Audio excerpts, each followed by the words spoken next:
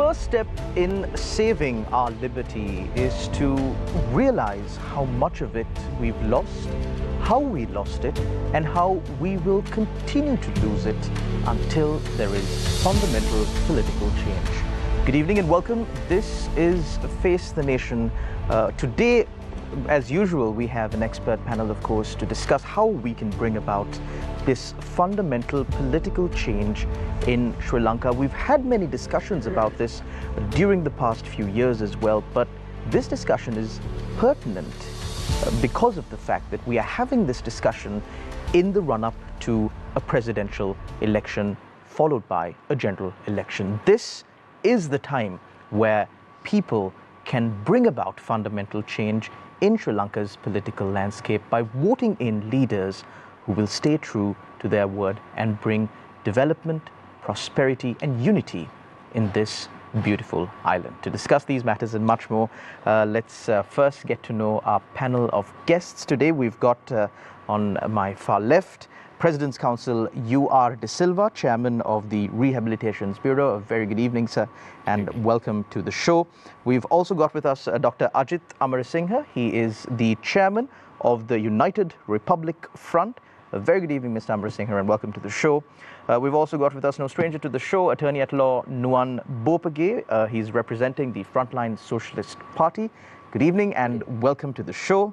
And last and certainly not least, we've got President's Counsel Upul Jayasuriya. He is the former president of the Bar Association of Sri Lanka and also the former chairman of the BOI. Thank you very much for accepting our invitation, Mr. Jayasuriya, and welcome to the show. So bringing about fundamental political change in Sri Lanka, it's a very subjective thing. Some people think that what's happening right now is great. We don't need to change. Some people think that there is much that needs to be changed. It's broad spectrum. So starting off, I'd like to direct the first question for the opening statements to President's Counsel U.R. De Silva, the chairman of the Rehabilitation Bureau. Now, Mr. De Silva, we speak about bringing fundamental change in Sri Lanka. In Sri Lanka's political sphere. We had the Aragalaya where people were protesting, saying, you know, we want system change. Now, the Aragalaya happened 2 years ago, and there is, as far as the physical protest goes, there is no Aragalaya anymore. The physical protest, as in people gathering and really shouting and, you know, setting up that physical presence. So do you think that what was demanded then, the change, has been achieved, and that's part of the reason why people are not out and about in the street, you know, really protesting like what we saw 2 years ago? Your time starts now. It does not change. Certainly it has not changed. But as you said, starting from Aragalaya you are talking about, but before that also, in 2015, what happened, Charlotte? Because we changed the system and appointed two people, that is President as well as the Prime Minister in two political parties. They came together and they wanted to change. And they want to bring the people who have ruined the country to the books. So, but ultimately what happened? They couldn't get together and they couldn't do anything. Then what happened to the security of the country? And then thereafter, it had collapsed. Thereafter, another, not a politician, a person came forward and we thought that he is going to do miracles. So that is why what he expected, more than the people gave him the vote and mandate, 69.9 million. So that whole collapsed because he couldn't go forward. So that is why we say now this particular Aragalaya came in, they thought that they can do something. What is the purpose of Aragalaya? As we know that there were a lot of problems in the country, especially because we don't have a lot of essential things to the people. That's why they came to street to show their grievance. We know very well that the Jubilee Kanuwa Jubilee Post, and they got together and they were protesting. That is only a protesting because they want to show their grievance. And they want to show their protest.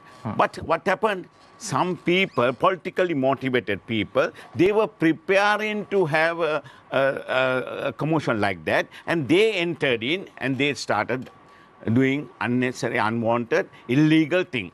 So then it continued, and thereafter we saw people gathering in various ways and came to Golface, and thereafter this Aragalaya, so-called Aragalaya. But there was no leader there. In various political discussions, we asked who is a leader of that particular group. They said, we don't have a leader. Can you believe, without a leader, how can you march forward to help the country? Only to protest, they can say it is, we don't have a leader. But to go forward from there, they somehow or other they wanted to chase the president. That's all. Thereafter, what happened, they don't know. But Mr. De Silva, now when you say that the Aragalaya had no leader, now I think anyone could really imagine themselves, gathering with a group of people, and if they are all of a sudden asked, choose a leader from amongst yourselves. I mean, even if there is a small group of maybe even 5 people, there will be no consensus on who the leader should be. Let's take Sri Lanka for an example. Sri Lanka is a country that has had democracy almost since its inception. We have a history of many hundred years, but right now we don't have a clear leadership in Sri Lanka. Sri Lanka's political parties don't have leaders. Look at the Sri Lanka Freedom Party, what has happened there. Look at the SLPP, what has happened there. There are no leaders. So do you think it's really fair, on your point, or from your perspective, or at least from the perspective of those who joined the Aragalaya and really protested and, just as you said, voiced their grievances, to ask them, okay, now you are protesting, you don't have food, you don't have gas, you don't have a way to live, tell me who your leader is. You think that's a fair question? Suddenly you can't have the leader. Suddenly you can't have that. Exactly. But in all the political parties, there are leaders. But whether they are being accepted or not, and at this juncture, whether they are going to give a certain person a leadership is the issue. So that does not mean that there are no leaders. But we can't, in fact, we can't identify a proper person at this juncture before the election. So when the election comes, and as you said, president election is the first one, and though they talk about the parliament election also, but we know very well, according to the constitution, the presidential election is due.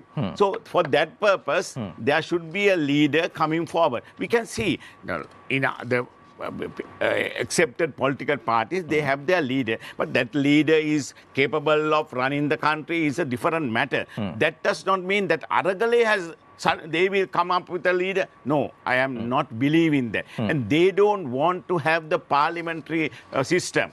They never thought of that. What they want is somehow they send the president illegally, and then they want to chase him, and thereafter they want to grab the power.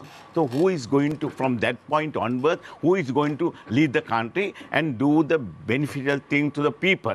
That was the issue there. Now at this stage also, we know that a lot of people are discussing about their political parties who are our leader. So that is why I personally believe at this stage we don't have a proper leader. That's perfectly right. But we have to have a leader if you want to go forward. I don't know, with this political system, we can have a political leader to march forward and do better things to people. Thank you very much, President's Counsel UR De Silva. I now move my attention to Dr. Ajit Amarasinghe, Chairman of the United Republic Front. Dr. Amarasinghe, speaking about bringing this fundamental political change in Sri Lanka, there needs to be change among the general public as well. We've seen it to a certain degree, as far as those who came before me, my father's generation and the generations that preceded that. There was this trend where they would vote for one single political party their entire life, despite what that political party has done, simply referred to as Kapuat Nil, Kapuat Kola. But that system at least seems to be changing. So what's your take on bringing fundamental political change here in Sri Lanka? You've come forward now with a fresh political front, the United Republic Front. But the only issue is all of these new parties, new alliances, new coalitions are coming from the existing political leadership. So the argument, or at least the contention that a lot of people have is this the same old wine in new bottles? Your time starts now. Yes. I think, we have to discuss this issue in depth. As you correctly said, from our previous generation to this generation, the country has changed. And we have not realized how it has happened and why it has happened. Now, fundamentally, what has happened during the past 4 decades is that there has been a sharp rise in GDP of this country, and per capita income has gone up from 1990 to 2020 by about 3 times, from $4,000 to 12,000. So similarly, during that period, there has been a social change in the country, which I think our politicians have not realized, our political parties have not realized.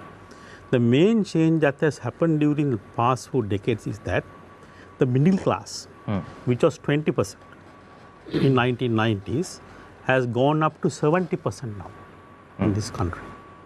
And we have the largest middle class in South Asia as a percentage.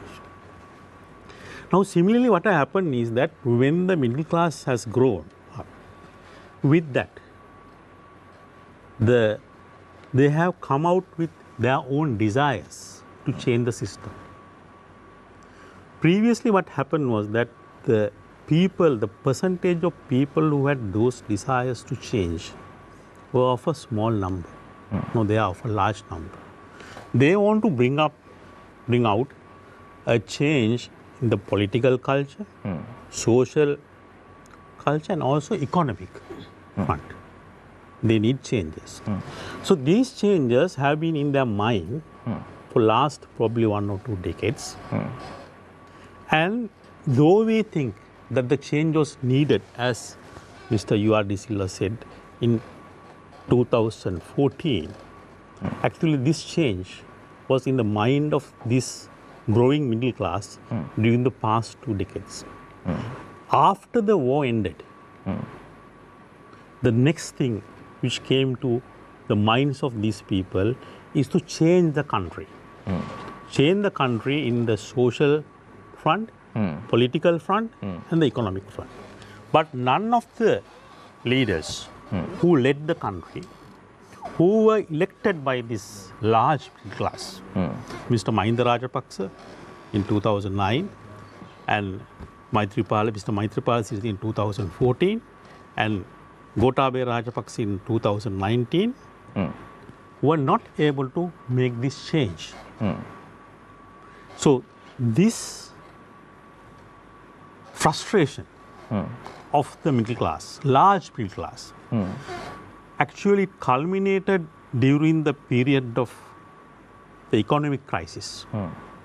There was a need for a change, and then the need was exploded due to the shortages of fuel, gas, electricity, and other goods. So that is what we saw as the external Aragali. Right. The real Aragali is in the minds of the people of this country, and it has not ended. If anybody thinks that the Aragali has ended, that is actually a total detachment from the reality of the country. People still want a change, but it's not externally manifested. It manifested as an external thing during that short period of time, but I will discuss in the future as to how it would happen in the future. Now, there are many instances in the world when there has been a change like this in the social structure, as I explained, the growing middle class or growing poor or growing rich, the people would want to make a change in the country. The quantitative change has to become a qualitative type of a change. So then that would come as a manifestation, as a revolution, social change, and in our country it has happened as a arrogance. But this can go on for decades until the desired change in the minds of people happens. So what the politicians and political parties of this country have to decide is to whether they should go along with this change or whether they should remain behind and go into the dustbin of history. So that is the choice the politicians and the political parties have to make. Now, what we see now is a very volatile political situation. Political parties are changing, people are changing their minds, but this is what happens in a time of a social change.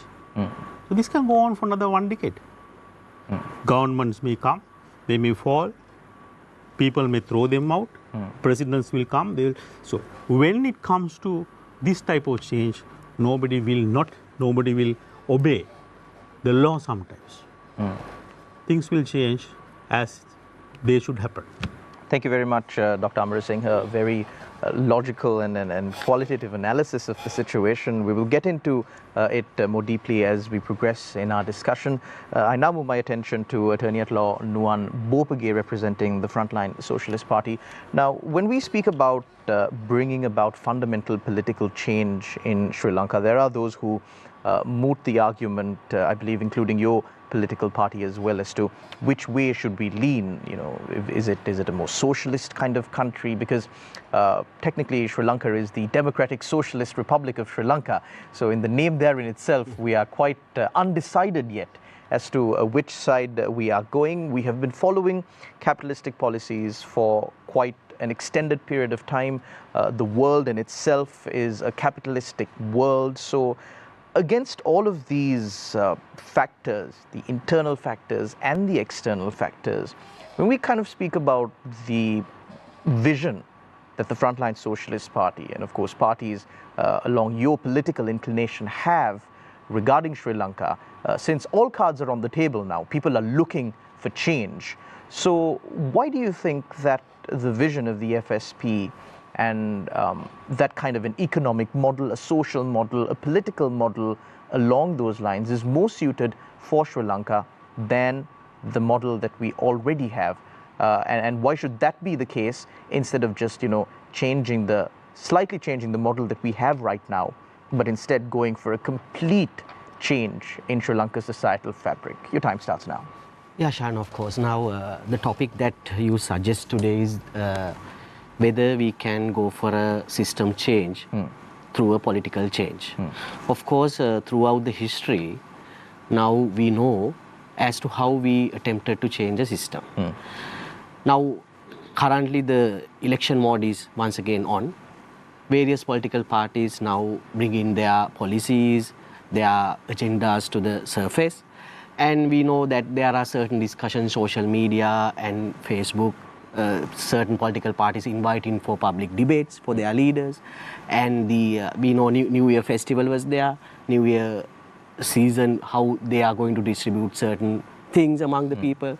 So same thing, once again, the same drama now is in front of us. Now, when you suggest in this topic, I think in your mindset also that might be there. Because now through the elections, these political parties are giving same promise to the people: give us power, vote us, then we will be able to change the system. We'll solve all of your problems. Exactly. Now, I think Mr. Yuadi Silva actually attempted to give his interpretation to the Aragale. While keep it in my mind, what we are suggesting, merely because you have changed faces, merely because you have given power to a specific political party, that won't change the system. That is the experience We have been experiencing this for last 5-6 decades. Why I am saying that? System change might, as you also asked that from the beginning, system change should be always part and parcel with economic change. The entire economic system should be changed. I think there won't be any debate. The entire system, entire country depend on the economic culture and the economy of the country. Now, when we go through whatever policy statements of these political parties, now currently certain political parties actually started their political campaign. What they are suggesting, now the IMF proposals are in front of us.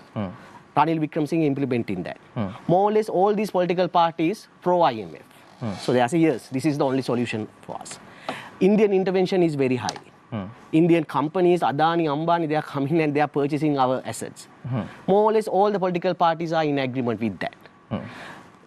As far as the people are now, 2 days ago, Asian Development Bank made a statement that next year they forecast that Sri Lankan economic growth will be 2.5%.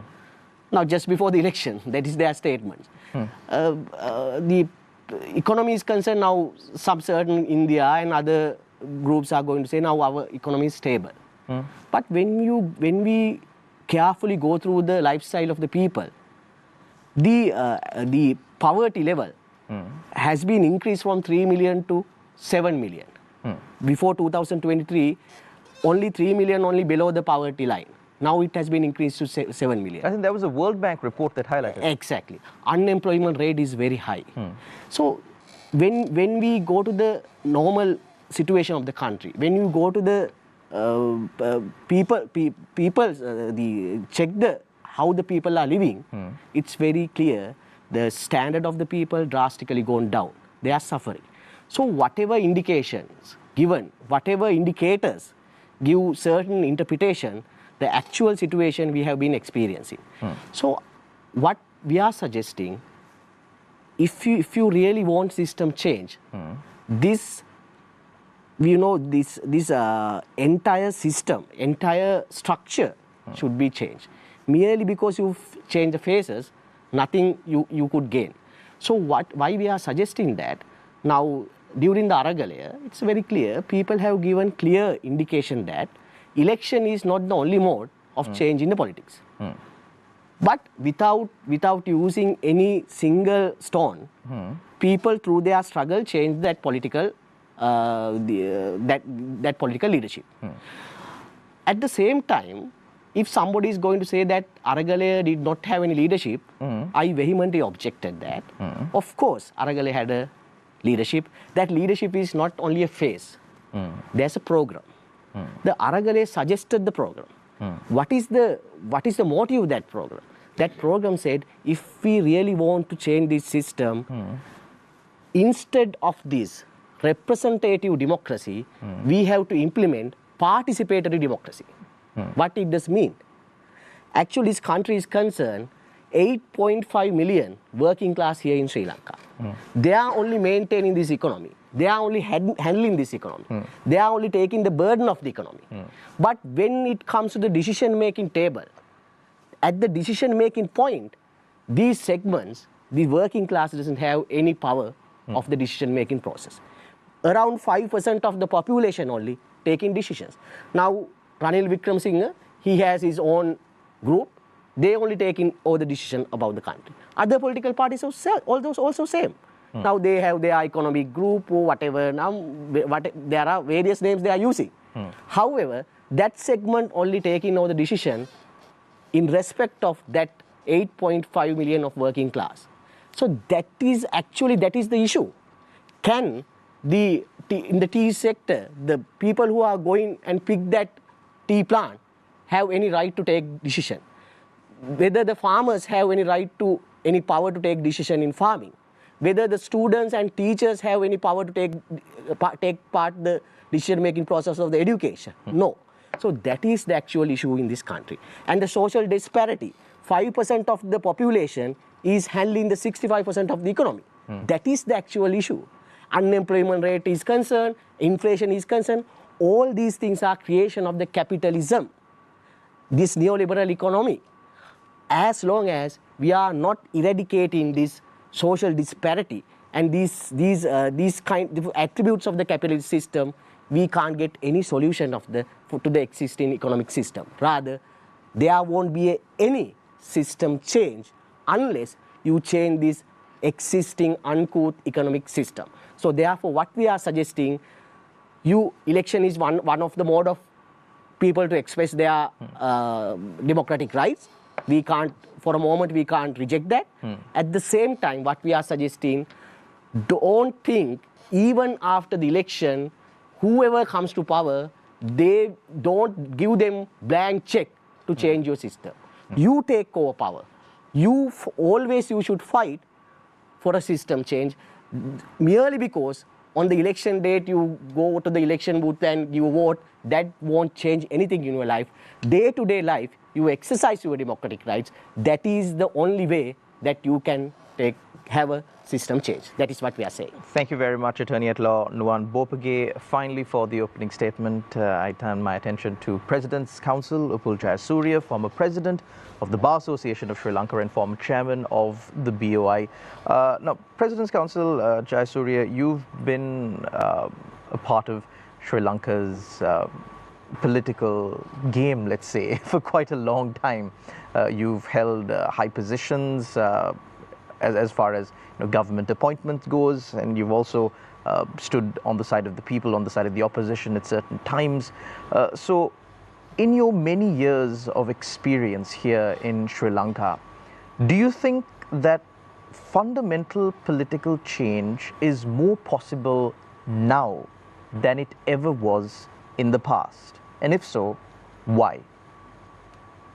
Well, political change is something that if you interpret as to what a political change is, that's the change of a regime. Well, we are on the eve of an election, so there is going to be a political change at some point of time. So, as far as our if topic I may of... just interject, sir, when I say political change, I don't mean change in a political party, as in a different political party coming into leadership or anything of that. What I questioned you was on fundamental political change. Yes, but what we are discussing as a fundamental political change is finally our objectivity is focused on a system change. That's a final result that we are hoping to achieve. If you are going to, everyone is talking about a system change. That's what was spoken at the Aragale. That's what's been spoken of by the political parties, ruling party and the government party, with the opposition parties. Everyone is talking about a system change. But the people of this country, 22 million people, at least out of which more than 13 million people are voters, they do not know what this system is going to change to. So I think we have to take this, even this discussion as far as this panel is concerned. There are three of us who are lawyers and another professional doctor. Our forte is being practical, being down to earth. We talk of something that should be understood better by the people of this country, rather than make it more academic and then more theoretical. We must talk the nitty-gritties and the do's and the don'ts, and then what can be done and how it can be done, and then what are we going to achieve at the end of the day. So in that, I think it is incumbent on all political parties to spell out what are they going to change the system to, and firstly identify what is going wrong, what has gone wrong, where is it going wrong, and how it should be corrected. I think the fundamental thing that if you are talking about for a system change is for any country, you are talking about democracy. Democracy is not something tangible. But the first thing in that role of democracy is the rule of law. So when you are talking about rule of law, that has so many aspects of it. Those wrongdoers should be brought to book. Those decisions of the government or the interaction with the government by the people must be directed the right perspective. There are various institutions that have been set up like the Bribery Commission, like the courts of law, then the other institutions like the Police Commission, and there are so many other institutions that deal with the public. How are they to conduct themselves? Let's take another, going into a little more detail. I'm not trying to make my presentation theoretical. I'm being more practical. That has been my style from the very beginning. Now, let's talk about corruption. We hear every party is against corruption. I'm sure even Mr. Mahinda Rajapaksa will say, I'm against corruption. He'll raise both his hands. Right? But what is he saying? What is corruption, and where are the institutions that are there that have been set up to fight corruption? We have the Bribery and Corruption Commission. We have, of course, the Court of Law. Courts can act only what is being brought to the court by the Bribery Commission or by the Attorney General's Department. Now we have a situation on all practical stuff. We have a situation where a complaint has been made. I just take an example against, with regard to the incident of purchasing Greek bonds. A complaint has been made in 2011, and today is 2024. A complaint that was made in 2011, indictment is being presented today after 13 years. Is everything fine? Is that what we want? I think that there must be a commission appointed to probe the Bribery Commission as to what happened there. Why they took 13 years to inquire into one case, one complaint. We find people go there and then make complaints, come out and then may have voice cuts and all that. You know, they are very happy and then walk away and then their faces appear on the TV and so on. Take another incident. I think at least 5 years back, at least four years back, I think Airbus made a complaint saying that they have paid $2 million to a designated person. A name was given there. Name was given. I think at that time the president was Gotabaya Rajapaksa. He immediately referred it to the Bribery Commission. Up to this date, nothing is heard of it. Nothing is. This is the kind of system that we expect.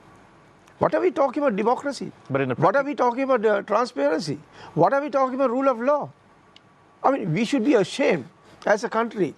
When this kind of thing happens in this country, will any investor look at this country to come and park their dollars in this blessed Sri Lanka? We are talking so big about our country. The country blessed with so much of natural beauty and all that tourism attraction. But not a single foreigner is going to come to park $1 here because of this corruption. Ministers are taking bribes publicly. More than even the minister, the public servants are taking bribes all over the place. Nothing is happening. So we have to change this system. Say, as lawyers, we have got together, a group of lawyers, we have presented some proposals. We have said that the Bribery Commission, whatever the, I'll go into details in the second round, so since there are time constraints, unless we change, exactly say, this is how we are going to change the system, I would expect the people to disbelieve anyone who says we are against corruption, we are going to catch the rogues. Disbelieve anyone and everyone unless they spell out and they say how are they going to do it. Now this is the system that we have. 43 cases were withdrawn. 43 bribery cases were withdrawn on the basis that the 3 commissioners have not signed the indictment. Now, at a certain point of time, the commission has been satisfied that there was a prima facie case and the indictment was forwarded. They were withdrawn. And mind you, these are all sensitive cases against politicians. Not a single case, to my knowledge, maybe 1 or 2 would have been refiled. From as far as I'm concerned, I have not heard any case have been refiled again. What is this? Is this the system that we want? Are we not going to change the system? How are we going to change this system? I'll tell you in the next round. Thank you very much, President's Counsel Upul Jayasuriya. A very very important point, of course, in our conversation as we progress to the next round. That is the questions from our journalists. On my right, of course, we've got Consultant Director, Newsfirst, Niresh Eliathambi, and on my left, journalist Naveksha Gunasekara. But before we cross into the next round, we have a short commercial break. We'll bring you more interesting details on how we can change the political fabric here in Sri Lanka after this short commercial break. Don't go anywhere. You're watching Face the Nation.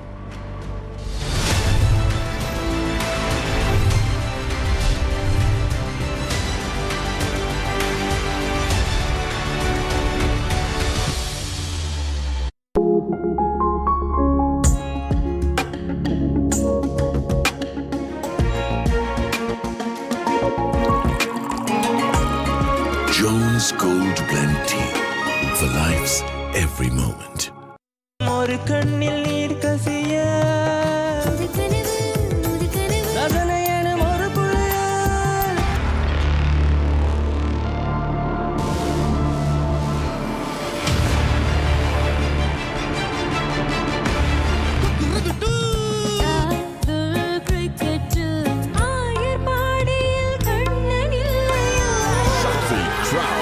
Every Saturday and Sunday at 8:30 p.m. Tune in to Shakti TV.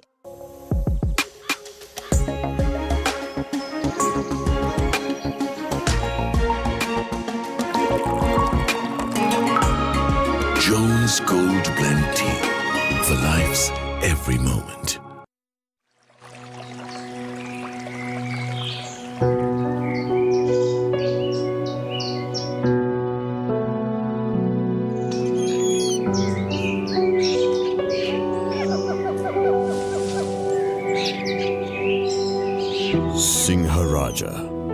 Sri Lanka's precious world heritage.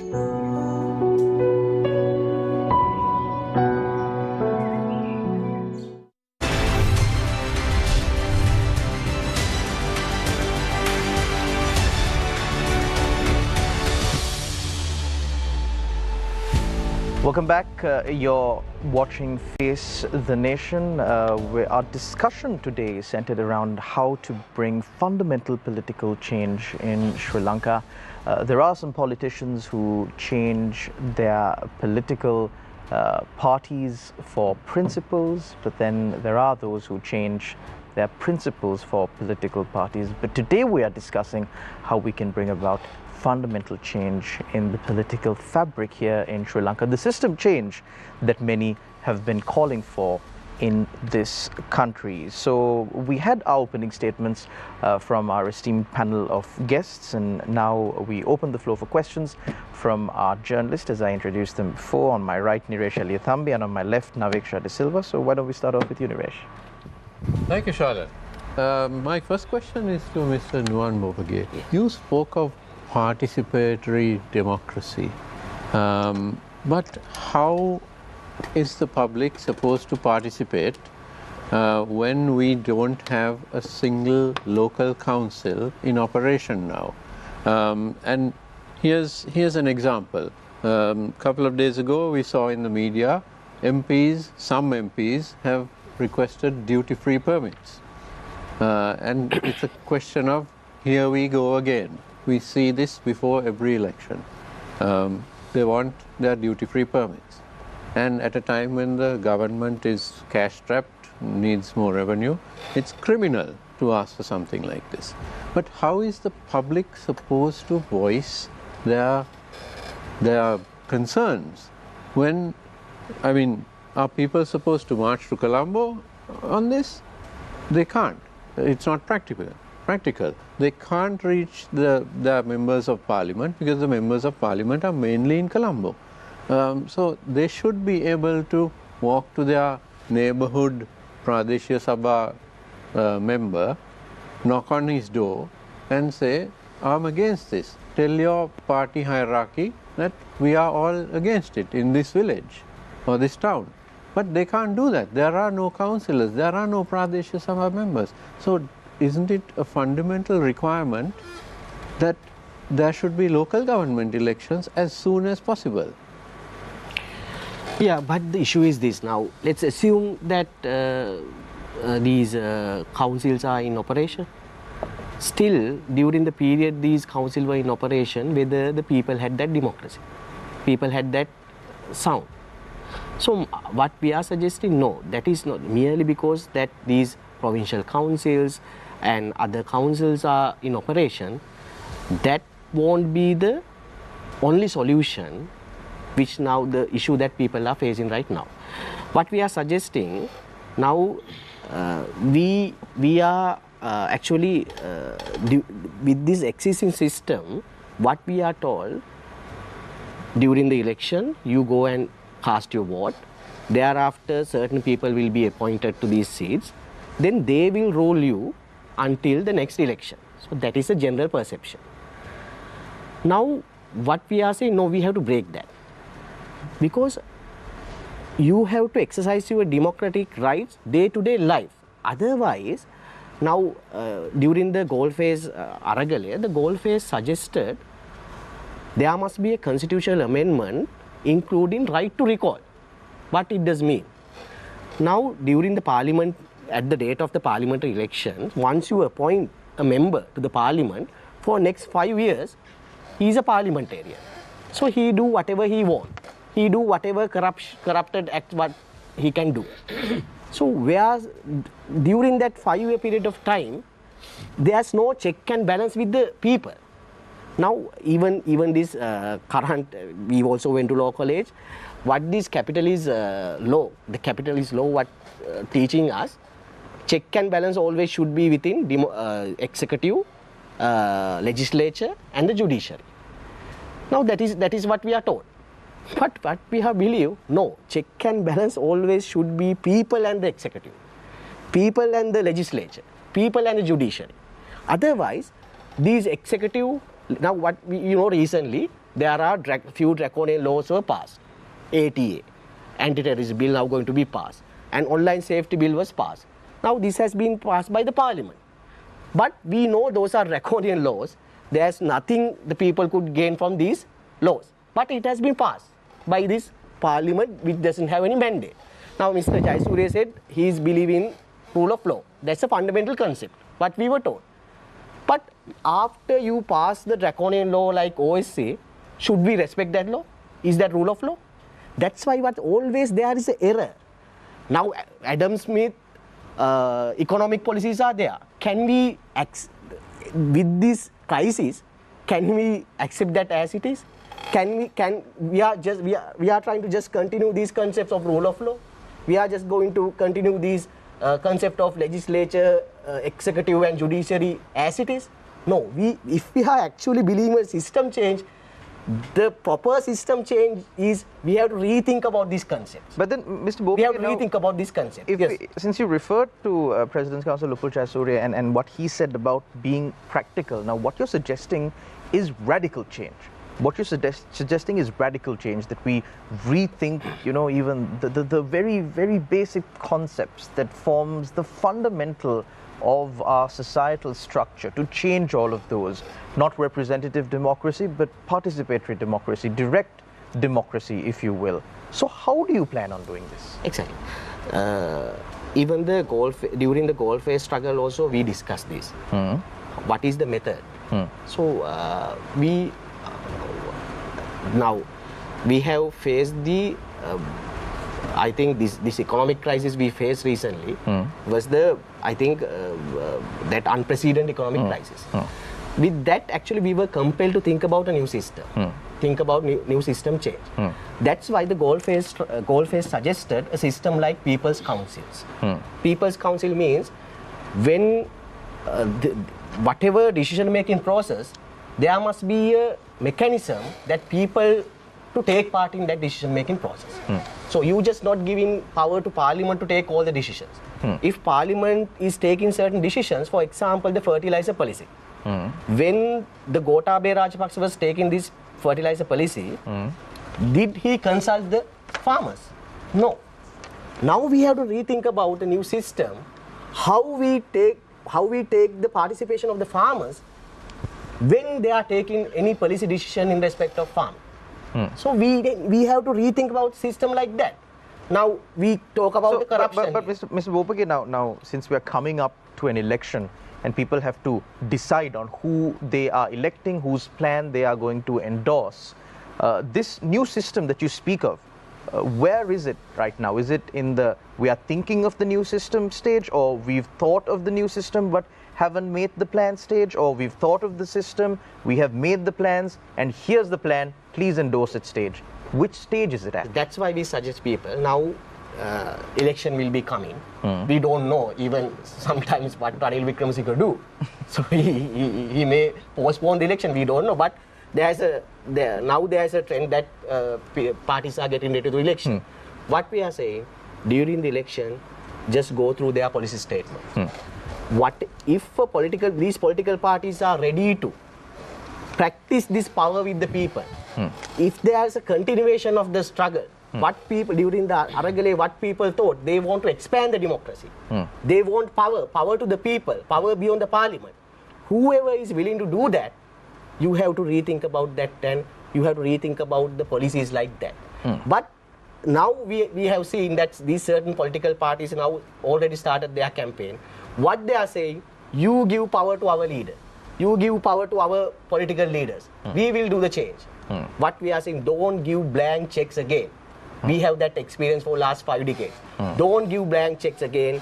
You should get ready to fight in your day-to-day life for democracy, to exercise the democracy, rather than giving power to one particular political party or one group of people. So, Mr. Bopake, now you and the Frontline Socialist Party, most of the time when your party or a member from your party comes and sits in any of our programs, I have noticed that you always speak of social disparity. And just now also before you mentioned about poverty and unemployment and all sorts of other issues that prevail in Sri Lanka. But we never see real active plans on how you as a party propose on things we can do to overcome these issues.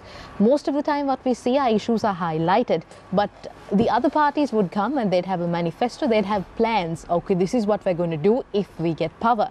But when it comes to the Frontline Socialist Party, we always see disagreement. And earlier also you said the other parties are going ahead in supporting the Adanis and the Ambanis and all sorts of other Indian investors.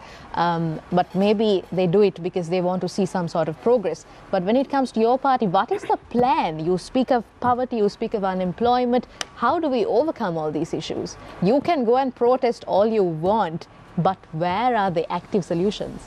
Yeah, actually, protest is one mode of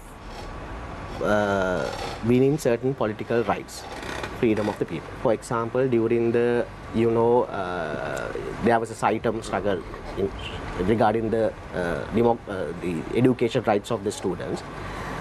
That certain student movement, the IUSF and other movements fought against the Saitam. It's a fight, but within that fight, there was a framework how to protect the public education system. Ultimately, students were benefited out of that. Certain public faculties were open for medicine. So, struggle is one part of giving a solution for the people. At the same time, as far as our party is concerned, there is a party program. We are believing in a socialist system. We think through a socialist system only we can eradicate this social disparity. So therefore, my direct answer is, as a party, there is no any ambiguity. We are straightforward. We believe through a socialist system only we can change the system. So if we want, definitely. Let me. Yeah. According to my friend, now it is a good proposal, but only thing is, can we implement with this constitution? Yeah. Remember this. Now 1978 constitution is still there, and the president has the power to that, and we are going for that election and appoint a president which we say that he should govern the country. So thereafter we say, no, we must not give him the power, we must have some other constitutional council. What have they done? Constitutional Council, People's what Council. they have done? I don't think he was speaking about elected representatives. Can I? Yeah. Of course, Dr. Ahmed. Now, Nuwan suggested something, and Mr. U.R. De Silva said that it's a good proposal. I don't think it's a good proposal, right? It is a failed proposal. It is a proposal that has been implemented in some countries 100 years back and failed. What basically Mr. Nuwan Bopeki is suggesting is that give power to people, establish councils in workplaces, in farms, among the farmers, among the workers, and so that you give power directly to people. Now, this is what was established in 1917 in Russia as Soviets. Basically, what he is suggesting is to establish in Russian language, which was called Soviets in Sri Lanka, which at some time the party came out with the proposal of Janasabha. Right? Now, this system failed. Initially, the power was given to workers, initially the power was given to farmers, but there was no proper representative election, and there was only one political party in those countries. Right? There were no multiple political parties. Ultimately, what happened was within 20 years, a dictator came into power. Right? All the Soviets were mere instruments of implementing what the dictator wanted to do.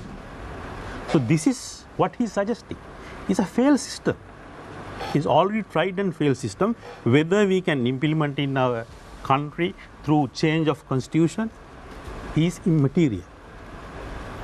It's a failed system. That is one. Let me. Yes, of course. I have listened to all three of them now, and the last response.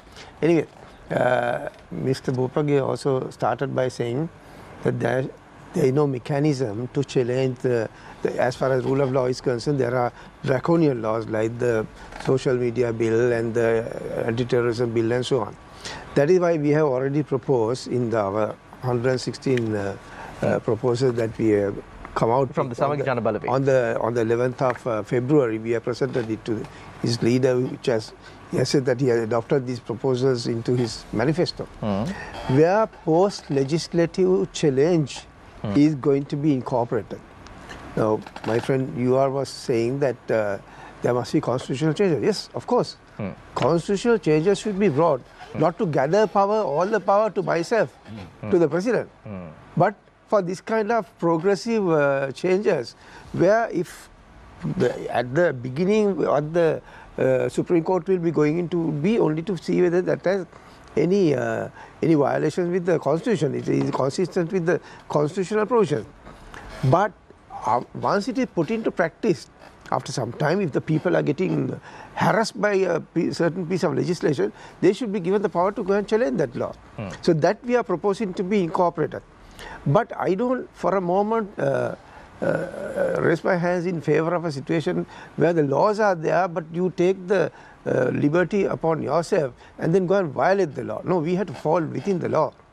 Fall within the law. But there may be very, very exceptional situations like Aragale, which I wholeheartedly supported. There's no question about that.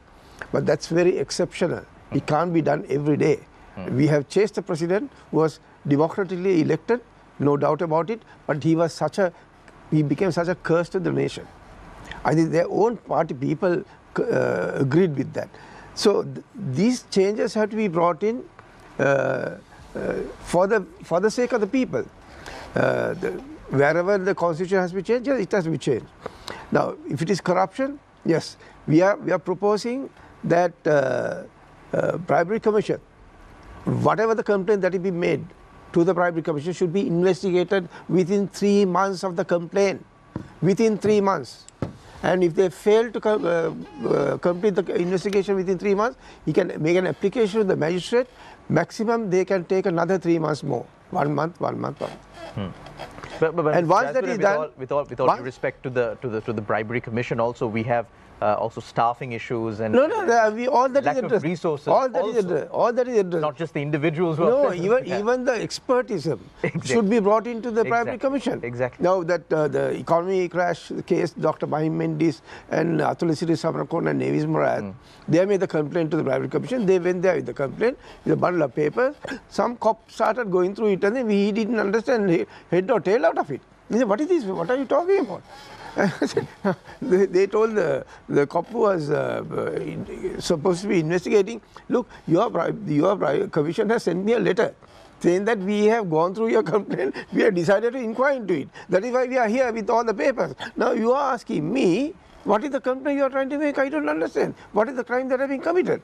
So that is why we are also suggesting that all the professional associations, like the Bar Association, medical associations are there, the Chartered Accountants Institute is there, all that professionalism can be drawn in.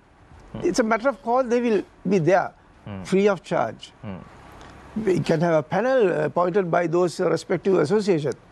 And also the government to provide all the necessary budgetary provisions for them to get all the modern technology that should be brought in there.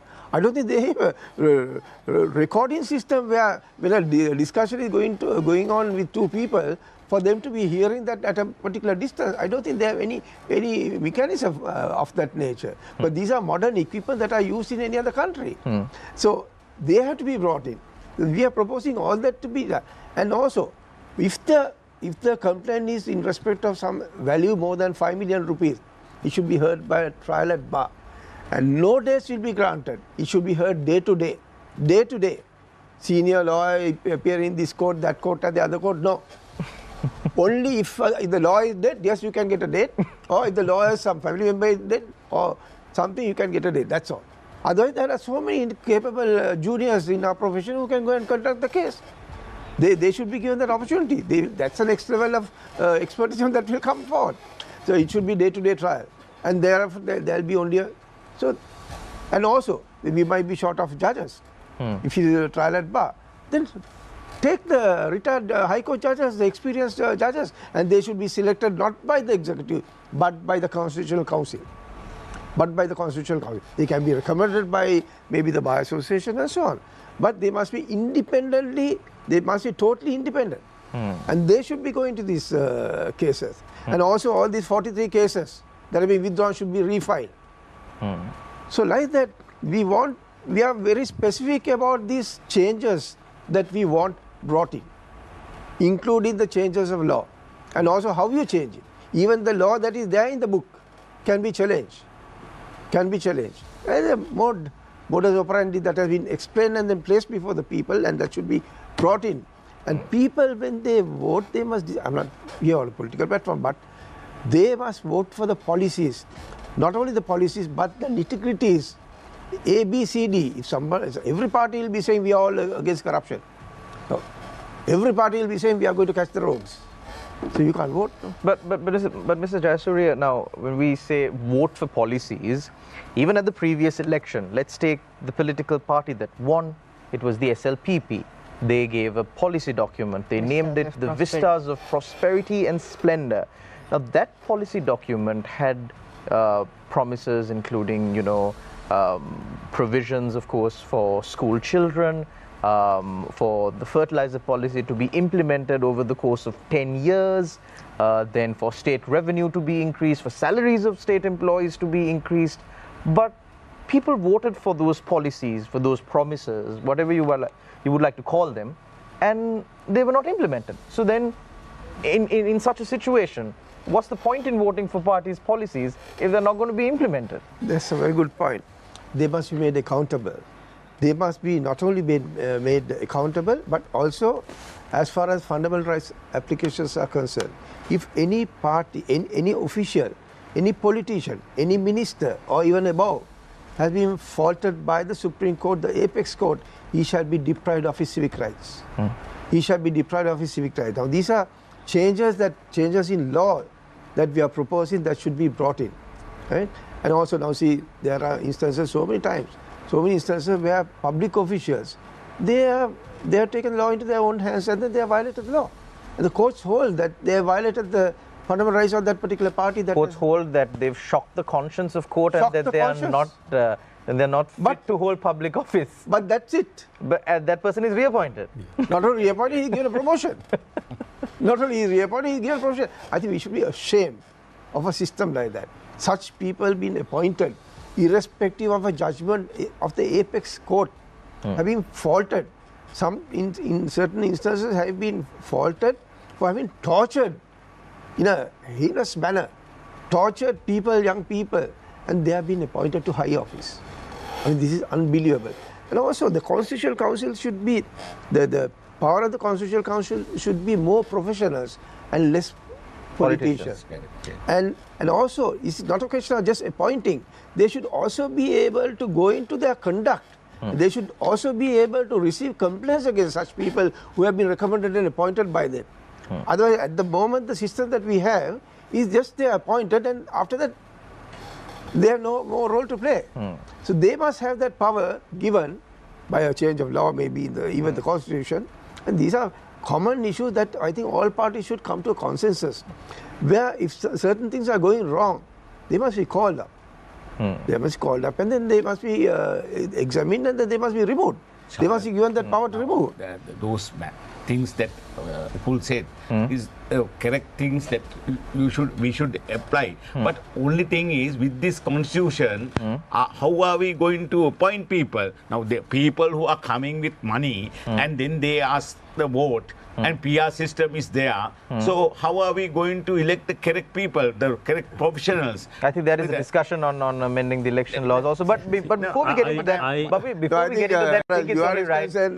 I think it's only right that since Mr. Bopage initiated the right to respond now, so you can take this opportunity. No, before he responds, just one thing about you are saying that we have to change the constitution. Yes, of course. That is why Gotabaya Rajapaksa was given the 2/3 majority to change it. So what did he do with it? No. We believe now he is also coming like the same thing. So whether he gathered these power people, himself, correct people will be elected is the issue.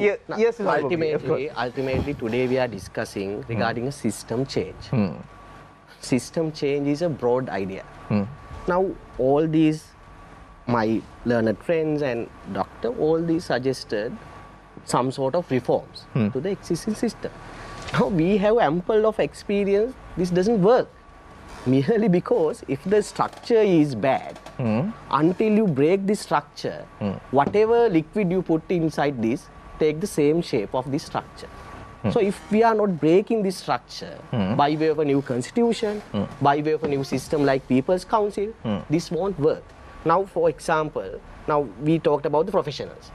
Vijaydas Rajapaksa is a professional. GLP Reis is a professional. This parliament is concerned, the majority are professionals. What happened to mostly this country? lawyers. Most of are lawyers. What happened to these countries? I am not going to take so.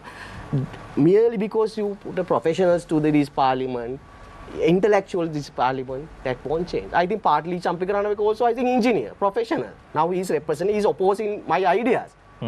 He should oppose. Because he is contesting and asking to give him to power.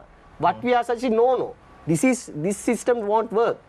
You should not give only power to these politicians. There must be a system, a broad system that people could participate in the democracy. But that's what we are suggesting. I'd like to get your response on what Dr. Amar Singh has said regarding this system, this socialist structure that you are proposing, the fact that it was tried and it didn't quite work out in other countries. Because take, for example, even the fertilizer policy, when it was suggested by Gotabaya Rajapaksa, it was commended by several agricultural organizations, certain global organizations, saying, it's good to move away from chemical fertilizers and to organic fertilizer. But when he said, we're doing this overnight, we're going to go 100% organic, that was concerned because no country in the world is 100% organic. So we need to look at all of these experiences of other countries and all of that when we take a decision. And a decision is crucial as changing our entire social setup here in Sri Lanka. So on that point, how would you respond to this system having been tried and having not been successful and having not really having much of implementation in any country across the world? How would you respond to that? Of course, now the entire world now dominating by the capitalist system. First question we should pose, whether this capitalist system is success. Of course, there are failures, collapse of the socialist system, because now the capitalist system came forward and dominated the entire world. Let's forget this word. I think now this word has been, I think, using for over 100 of years. Let's forget this word. let's take about the concept. Is there any disagreement with us to eradicate this social disparity? No. I think we all are agreeable on Yes. We all are agreeable about the public education system, I think. We all are agreeable about the public health system. We all are agreeable people-oriented transport system. We all are agreeable. And we all are agreeable to expand the democracy. We all are agreeable if we have a chance. As lawyers, if I have a chance to participate certain decision-making process of legal education, I'm happy. If there is a process me to participate regarding the law's delays, I am happy. But currently there's no any participation. Well, Justice Minister decide everything. So what we are suggesting, if we need a system change, we need this new democratic system. Partly Champika Ranawaka might don't like that because he is asking power to him. I don't know, Mr. Yuadisila, currently I think most of the Rajapaksa people not saying that they are supporting us. I don't know what is his situation now. He might tell. But Rajapaksa doesn't like that. I think SJB also doesn't like Sajith Premadasa. They want power, them, to dominate the country, rule the country. We are suggesting a different thing. There are working class 8.5 million. Take them to the table of decision-making process. They will decide. That nobody can say, no, that is failure. No. Wherever they take decision, always we can say the successful. For example, in a garment factory, if the workers would participate in the decision-making process, then only we can give certain practical solution to the actual issues on the ground. But Mr. Bopage, Yes, Now, I think we must confine our topic to what has to be discussed. But since there has been certain comments about the system as how to change it, I think I must comment on this. Mr. Nuwan Mopagi has got certain words confused. He has got the workforce confused with the working class. Right? Workforce of this country is 8.4 million, that is correct. I am also one of the workforces. So what is working class? Working class by the classical Marxist definition, which he, I think, believes, is a class which does not have any access to capital. Right? So that is, he has got confused about these words. That is one. Now, can I ask one? Now, what is the country in the world which has least social disparity at this moment? At least, can you name one or two? Yeah, I can tell you. Scandinavian countries are the countries where there is least social disparity. What system do they have? Do they have a capitalist system or a socialist system? Don't they have private property? They have. So that means even within the capitalist system, if there are checks and balances, as Mr. Upul very correctly said, there's professionalism induced into the system. Professionalism, not the professionals. Professionalism, you can have less social disparity, more transparency, more honesty, more integrity in the system. Right? So you don't have to break this capitalist system and change it to a socialist system to bring out a change and make less social disparity. In fact, the countries which have high social disparities now are the former socialist countries in the world. They have high social disparity.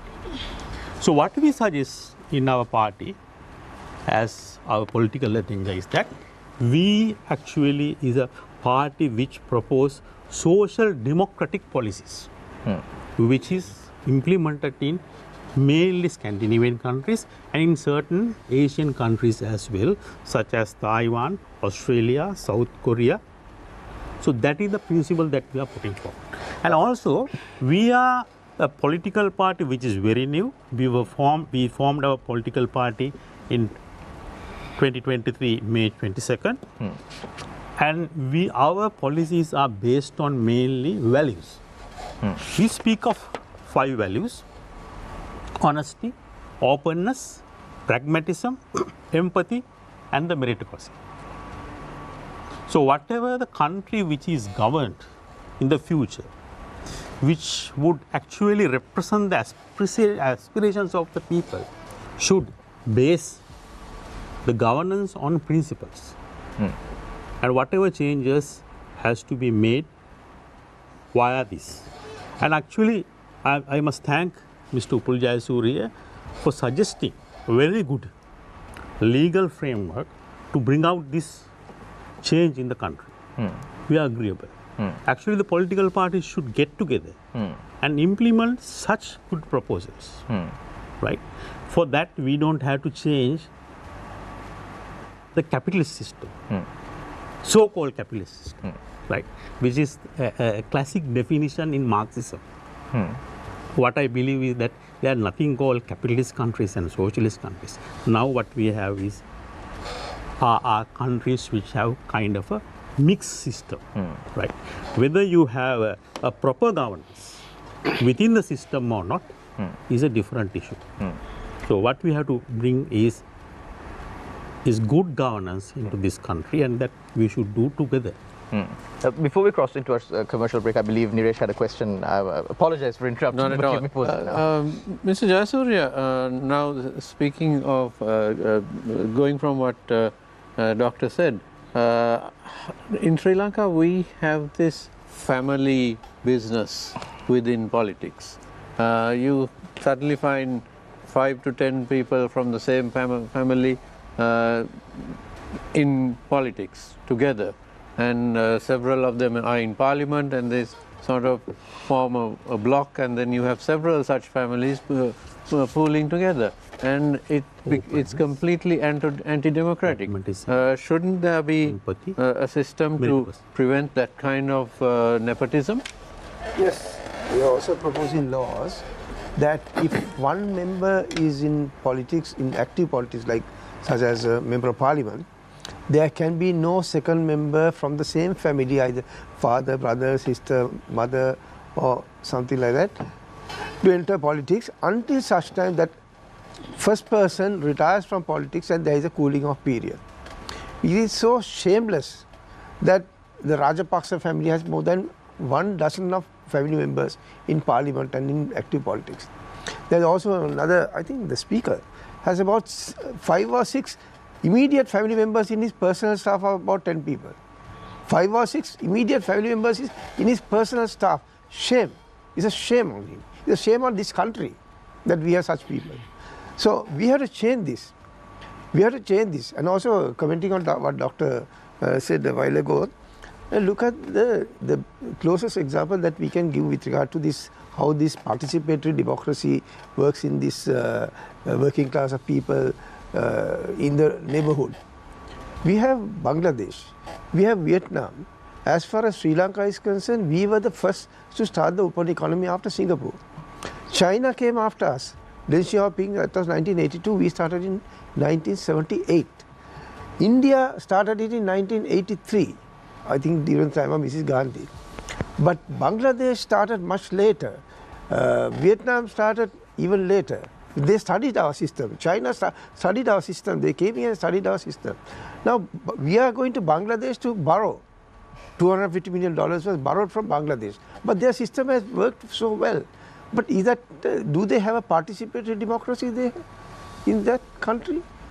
Does Vietnam, do they have a participatory democracy in that country? Does China, of all the countries, do they have a participatory democracy? No. So those systems have worked. Whatever you call it, I'm not calling it anything. Whether it's democratic or undemocratic or participatory or unparticipatory, I'm not calling it anything. But those systems have worked, because there cannot be, if there are 1,000 people working in a company, 1,000 people can't be taking decisions as to what's best for the company. It should be just one person. You have trust in that one person, the shareholders appoint that person as a person who should run the company. So much so, in a country If the policies that are presented by a particular political leader is acceptable to the people of that country, then those people in that country should vote for him, not otherwise. So then, because why are you electing one person to rule? Because everyone can't be the ruler.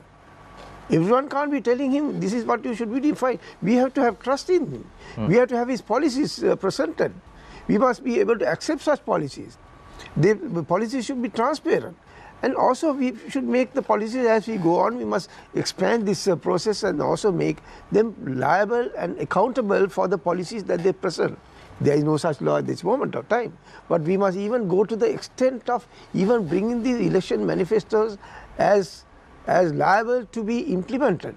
As it was pointed out, there were so many things that were said by various leaders when they were elected, but none of it was complied with. So, Mr. Gotabaya Rajapaksa's government, they came to collect more revenue. What did he do? Within 1 week of his coming to power, he reduced the taxes, which resulted the state being deprived of 493 billion only for the first year. For the 1.5 years up to August 2021, we lost more than 650 billion. And when this decision was taken, before we incurred the loss, with this decision, illegal decision was taken, 1 week later, Fitch rating from B positive went to B negative. So immediate response was there. But what did he do? Did we make a note of it and then change the system? No. We allowed it to go on. Because that was that wrong choice by the people. They were made to be, they were duped, they were made to believe what was said to be done. It was never done. So we have to have people who can be trusted by the people, the leaders, and they must be given the power. But of course, they must also be made accountable with the policies and the principles, and also the proposals, like more than rhetoric kind of thing, saying that we are all for democracy, we are all for against corruption, we are all for private investments. Not that kind of proposals. They must say exactly how are you going to do it? How are you going to bring the dollars into this country? With this system, nobody. Forget it. It's not going to happen. Because if an investor comes into this country, every place he goes, government institution, if it is an infrastructure project, 24 approvals he has to obtain. Every institution he goes, they are asking for a bribe. Approval process will take about 3 to 3.5 years. When I was the chairman of the BOI, every month we were terminating more than 15 companies, 15 agreements. Why? They couldn't implement it. Why? Because they were asking for bribes. The most powerful tool in the BOI is the Schedule B, because the powers that are vested in certain laws are vested in the BOI Board of Directors. Exchange control law, inland revenue law, environmental law. But we must expand that. Some of it has all fallen by the wayside. Exchange control law, there is a new law, so it is not in the Schedule B. Inland revenue law, there is a new law that is not in the Schedule B, so BOI is out of that regime. So we must bring in the UDA, the land reforms, the local government laws, all the institutions, the electricity board, road development authority, they must all be brought under Schedule B. There must be a deemed approval process. Those respective line agencies should be given 2 weeks' time for them to give the approval. They don't give the approval, then they can't give the approval after 2 weeks. Then the approval process, the owners will shift to the board of directors of the Board of Investment. Then if they don't give the approval within another 2 weeks, then it should be a deemed approval. Once the deemed approval is given, if those respective agencies do not honor the approval so granted, then that should be an act of corruption. He should be charged in the competent court for corruption. Without taking the stick into the hand in Sri Lanka, nothing is going to work. So that is why all those proposals have been now made, which we made on the 11th of February, and is in print form. Thank you very much, President's Councillor Pul Jayasuriya. We need to quickly cross over to a short commercial break. We'll be right back on the other side. Stay tuned. You're watching Face the Nation.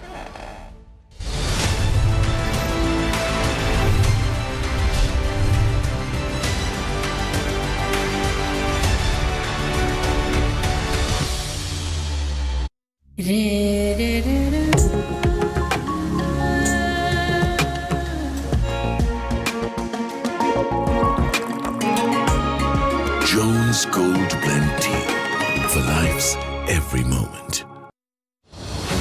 Because this impacts every single person living in the country. All these jokers who completely vehemently opposed it, right? And now saying, no, we are okay with them, we have to work with them, we will work with them. All the people who have supported him for these corrupt practices have been taken in. Because sadly, our people in this country now think that this is a protest vote, that all the major two parties have failed, and let's give a third party another chance. Why can't a government officer be entrepreneur as well? I believe most of political parties don't have internal democracy. ජනාධිපතිතුමාගේ විදිහට අපි ගොඩද මේ ප්‍රතිපත්ති රාමුවත් මේකත් හිස් වූ රාමුවක් නායකෙක්ට පුළුවන් අවශ්‍යයි නම් සංවේදීත් වෙලා ඒ වෙලාවෙම තාර්කිකත් වෙන්න ජානමය හේතුත් බලපාන්න පුළුවන් ද සමහර වෙලාවට මානසික තත්ත්ව වෙනස් වෙන්න මානසික රෝගයක් 80%ක් ජානගතයි 20%ක් එන්වයරන්මන්ට් එකේ ඉන්නේ නින්දේදිත් සිදුවෙන ශ්වසන අපහසුතාවන් පිළිබඳ අපිට වාර්තා වෙනවා මේක ගොරවනකොට වැඩි වෙනවද නින්දේදී සිදුවන ශ්වසන අවහිරතාවය නැත්නම් මේක හඳුන්වනවා මේ obstructive sleep apnea කියන තත්ත්වය ජාතික මෙහෙවර සතියේ දිනවල උදෑසන 11ට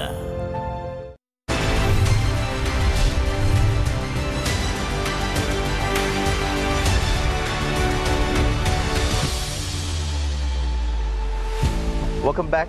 You're watching Face the Nation.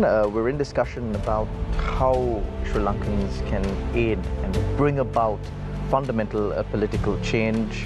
We've had quite a fruitful discussion ongoing. We crossed over to a commercial break and now we're back. I'd like to direct my attention to Dr. Ajit Amarasinghe, the chairman of the United Republic Front. Now, again, we speak about all of these proposals, all of these policies, and our suggestions made that we should bring certain legal provisions to make manifestos and policies enforceable before a court of law. But then again, those kind of systems are not present in other countries. In other countries, people can actually trust their politicians, at least to a certain degree, give them a certain amount of power and expect something good in return for that trust that they've placed in politicians. So do you think that is possible in Sri Lanka? Because now I believe a majority of the panelists here are asking people to go through the policies of political parties, to look at what they are saying, look at what kind of change that they are going to bring and vote on that.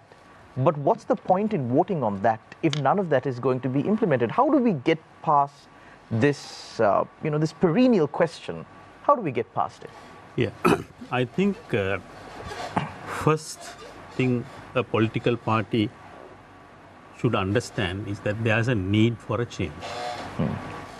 Now, there are many promises in the manifestos, but our political party has come out with something very unique. Now, we believe that to bring out more than a legislation into reduction of corruption, there's a need to openness in the system. So that is very, very, very easy to implement now because there is this e-governance system. So we are proposing that everything, including financial transactions, has to be bring into a common platform which is open. Now, for example, bidding for tenders has to be an open process where every bidder can see what is going on. Now, when it comes to taxation, the taxation has to be also in an open platform, and every transaction which people do has to come into this platform so that we can always find people who are avoiding taxes. Now, even if we bring legislation to compel politicians to declare their assets, what is happening now is that the assets are not in their names. They're in the names of companies. Companies, where other people. So how we can avoid this is that if everything is open and if the government or the tax department can identify the tax defaulters and illegal transactions, those could be exposed. So this is a very scientific process. Our political party consists mainly of professionals who are into politics, and we believe this type of a system has to be brought in, and this has happened in other countries, so that even if a politician wants to do something wrong, it could be exposed and seen. So this has to be come into a place in customs department, excise department, tax department, as well as in major procurement procedures. So this is a proposal that we bring in to change the system, the economic system, the way the economy is functioning in the country.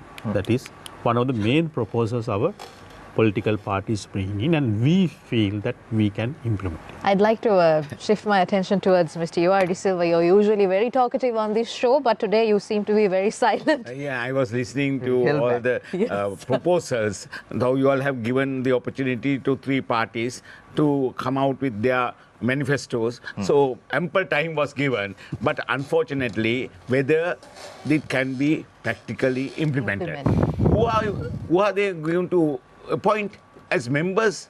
Now they have to appoint members or people to vote. So are we going to vote because of the manifesto? No, most of the people they go through the phases and then their popularity, and then they vote. This is the system of this country. We are talking a lot. So you earlier spoke about leadership, yes. But if we're running for a presidential election, we already know that there is Sajith Premadasa contesting, there is Anura Kumara Dissanayaka, and maybe partly Champika Ranawaka. So don't you think any of them are suitable to be in that position of leadership? No, I say that out of the four, we have to elect somebody, So if they are coming forward, those four are coming forward, we have to decide on that without going through all these things that are there, and then we are imagining these things, because we believe Gotabaya Rajapaksa. So when you go through this, his manifesto, I think one of the best manifestos, Viatmaga and all these people were there. And if you go through it carefully, it has a lot of good proposals. And here also, Samakjana Balavege, they have put forward good proposal, which I endorse. And my doctor also stating the good proposal. But my concern is that presidential election is different. Now, we have to choose one of those people as our president. As you asked, then what about the parliament? So we have to go to parliament system also. The parliament, if they are selecting people, the same sort of people who will come with different attire and ask for vote, when we vote for that. That's why I say, with this constitution, 1978 constitution, can we have those good proposals? I say good proposal, and my doctor said one proposal is good proposal. I said good proposal to his imagination, but can we implement that with the new constitution? We can't do that. That is impossible thing. So he always talk about impossible things. He also spoke about people coming in actively participating. But one thing that people can do is cast their vote to someone who is eligible to that position. That is what the people are supposed to do. You are given that task of voting in the right people. That's correct, yes. So now, they have to choose a person to go to parliament and do on behalf of them things that are necessary on behalf of them. As Mr. Jayasuriya said, all people can come together and say that we want to discuss all this. Nothing will happen. See the Constitution Council. After all, they abstain. They have no right to do that.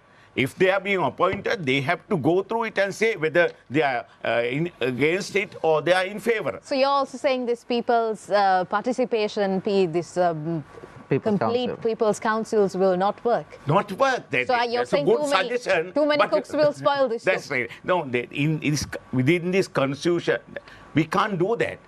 And then we have to change the constitution, and we, as you always said, we don't want the parliament. So I don't believe that. My doctor said the correct things are there, and those things, if we are going to implement, so much the better. But do you know that once the party is coming forward, they come and say, our now People's Bank has written off 54 million rupees of their loans. So who are the people who are given? The people who have supported it. They have spent money for the so-called manifestos to be implemented, and thereafter they evade paying these things. There are 4,479 tax evaders. What has they done? So are we genuine on those people? Now they might say 2015 we were not there, only this present president and then so-called president there. Now he's coming with a lot of dreams, and he was there, so we couldn't do it. That is not there, because they were in the parliament. Samag people, but they are in the parliament. So what they were doing, they were allowing those people to evade taxes. And now at the moment, these people were there without paying the taxes. Government is very easily putting forward a lot of taxes to the normal people. So without doing that, if we are in a position to collect those millions, so they are not doing that.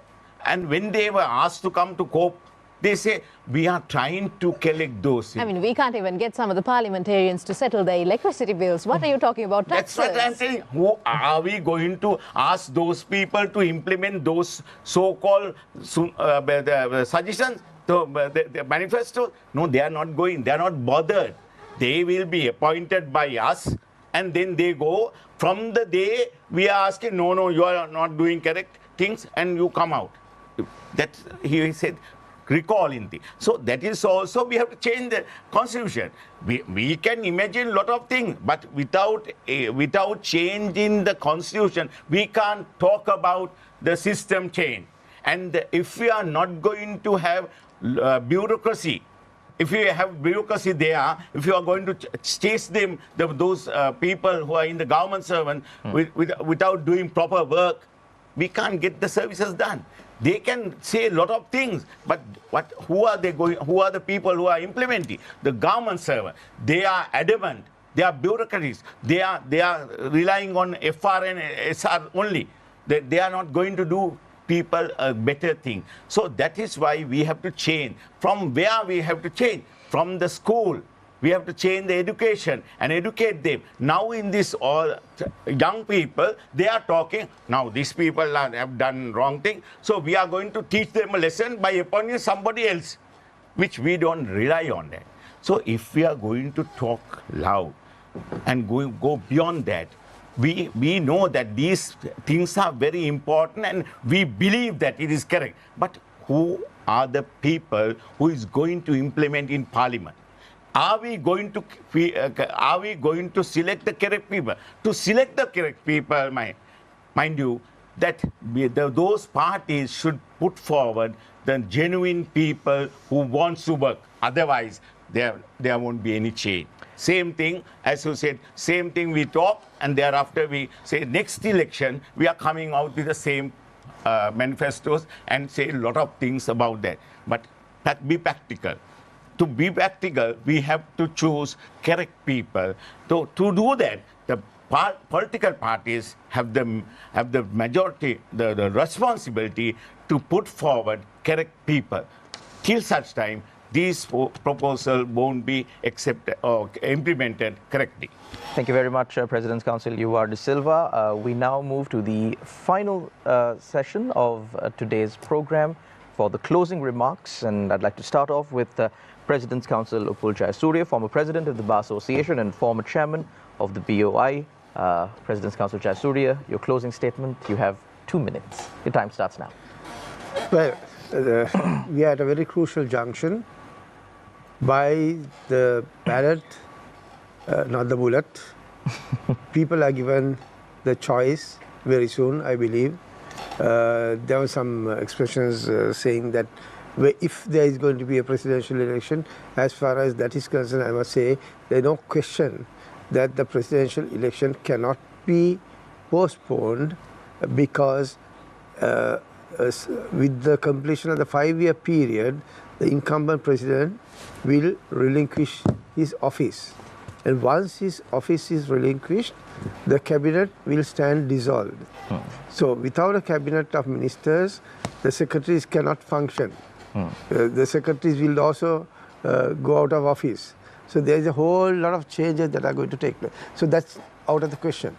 There will be elections. So we will have to get ready, and the people have to get ready, not to get just carried away by the sweet words that are going to be said in the platform. We must also examine the people when they come and then present their case before the court of the people. People must be given the opportunity to judge their performance. Not just 1 year, not just 2 years, maybe 10 years, 20 years, 30 years, we must judge them. What have they been doing? Have they been honest in whatever they did? Have they robbed the country? Have they killed people? Have they caused damage to the properties, public properties? All those things should be gone into. Then only the question of trust can be decided upon by the people and for them to cast their vote. So this is the important juncture that we are now facing. The people of this country are facing. I hope they will have the right choice. Thank you very much, President's Counsel Upul Jayasuriya. We now move to Attorney at Law Nuwan Bopage, representing the Frontline Socialist Party, for his closing statement, and your time starts now. Yeah, once Antonio Gramsci said, the old world is dying, the new world is struggling to born, but now is the time for monsters. Now we are here discussing about system change. System change is we need a replacement of new world, new system. But what the monsters are saying, who are benefited out of all the other systems, who hold the minister post during the Yahapalane, which did the most the scam, the biggest scam of the country. Now they are saying we are talking about the honesty. Who took part of the ruling period of Rajapaksa is now saying no, the Aragale is a failure.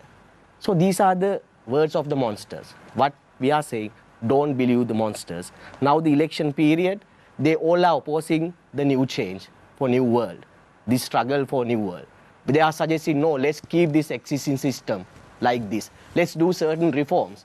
That will be the only solution. What we are saying, reforms can't do anything. We need an actual new system change. We have to change this structural error.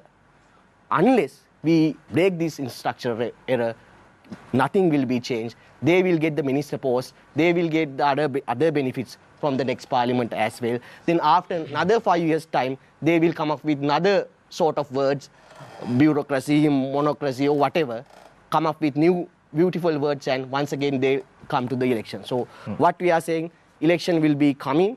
We hope election will be coming. Carefully go through the statements.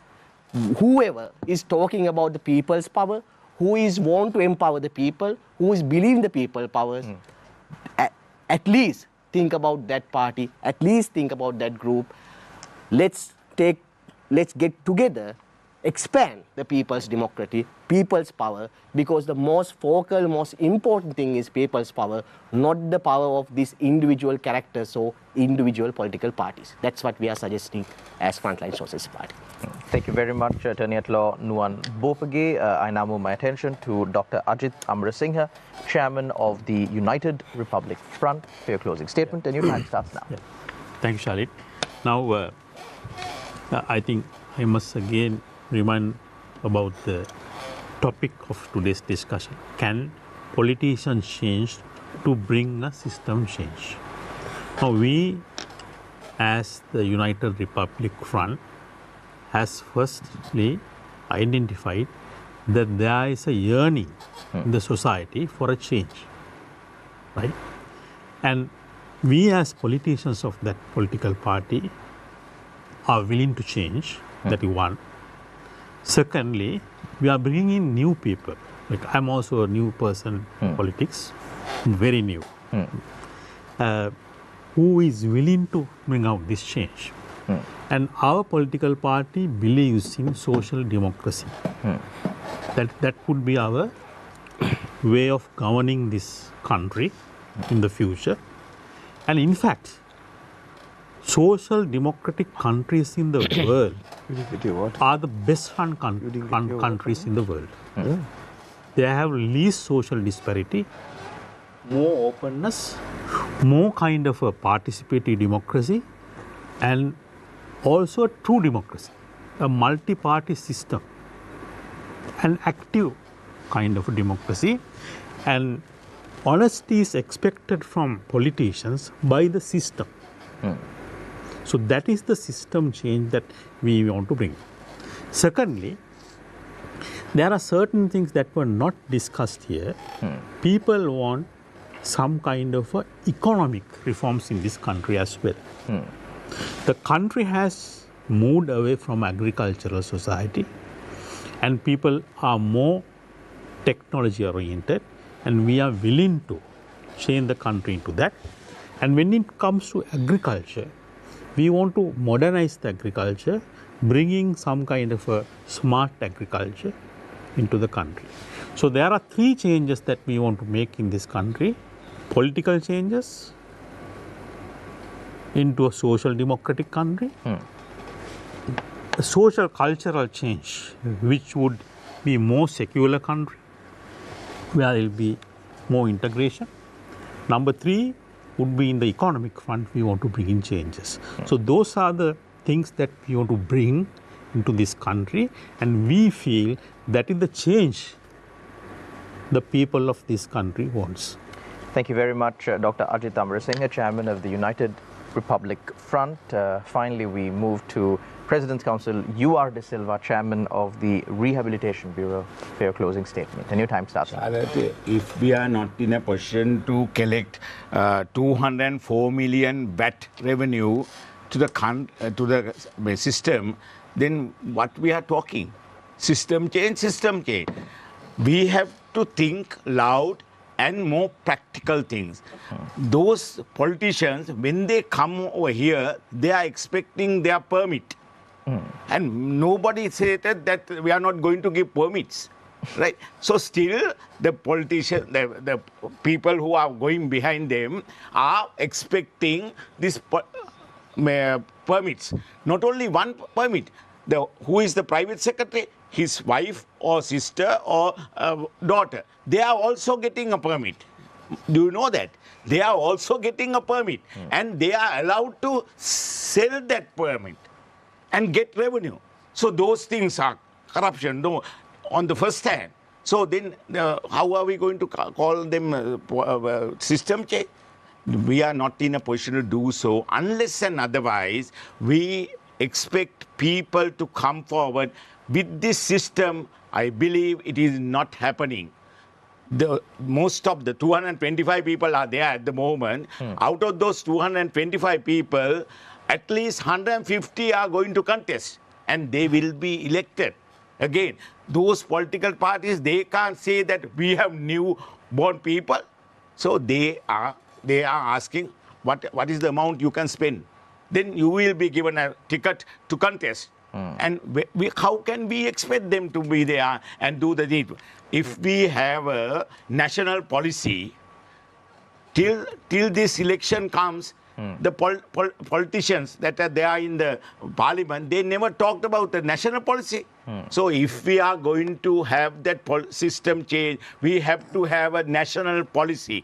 So all parties should get together and should have national policy. Otherwise, we are talking unnecessary thing here, because new era is no more. It will not come, and same old song. So that will happen. So that is why I say, Charlotte, we have to be honest, and we should say that we want a new country, and for that purpose, there are avenues, whether we are going to go to those things or whether we are in a dream world. So at the moment, same old song. Thank you very much, President's Council UR De Silva, Chairman of the Rehabilitation Bureau. Thank you very much once again to all our panelists for accepting our invitation and joining us on today's program to try and shed some light and, of course, keep the general public informed during this very, very, very important period, the run-up to the presidential election 2024, where the general public will be given an opportunity to decide on their future, their children's future, and the future of Sri Lanka as a whole. Thank you very much also to Niresh Eliyathambi and Naviksha Gunasekara for asking all the right questions. Well, as we face the nation today, let me remind you that those who won independence for Sri Lanka were not cowards. They did not fear political change, and they did not exalt order at the cost of their liberties. Thank you very much for tuning in. Take care and God bless.